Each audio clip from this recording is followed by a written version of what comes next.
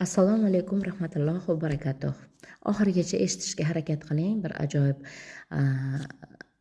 yangiliklar yoki siz uchun yangilik bo'lishi mumkin. Chunki sizning fikringiz men uchun yangilik, meni fikrim siz uchun yangilik.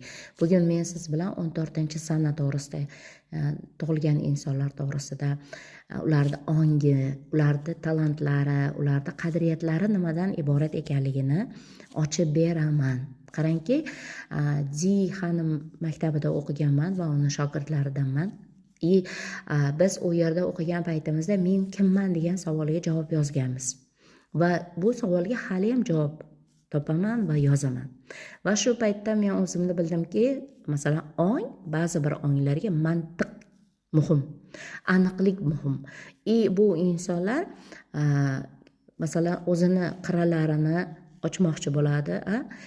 Sizni talantingiz nafaqat sabringizda, toqatingizda, chidamingizda, sizga boshqacha sifatlarda ham Alloh bergan.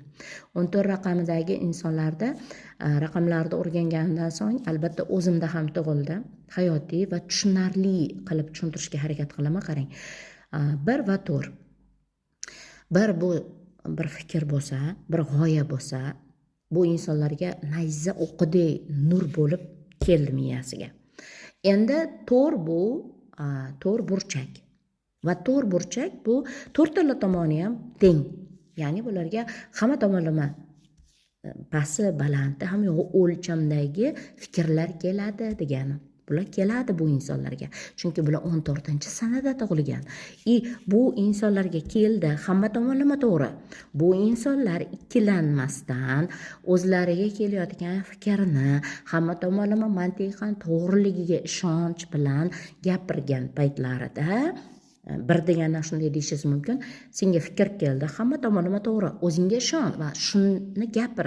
Ishonch gapir. Ana o'shandagina sizni qadringiz baland bo'ladi.